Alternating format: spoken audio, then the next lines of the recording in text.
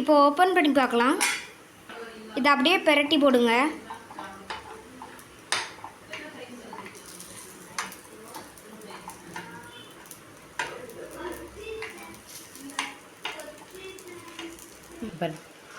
இப்போ அவ்வளோத்தையும் பிரட்டி போட்டுடுச்சு.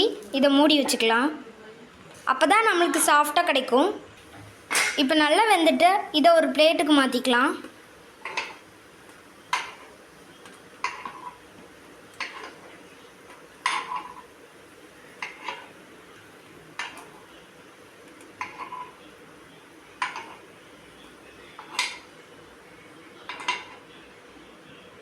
மறுபடியும் அதேமாதிரி ஒவ்வொரு குழியிலையும் எண்ணெய் ஊற்றுங்க. நெக்ஸ்ட்டு இருக்கிற மாவில் அவ்வளோத்தையும் சுற்று எடுத்துக்கலாம். இப்போ நம்ம எல்லாத்தையும் சுட்டு எடுத்துகிட்டு வந்தாச்சு. புசு புசுன்னு கோதுமை பணியாரம் ரெடி. வாங்க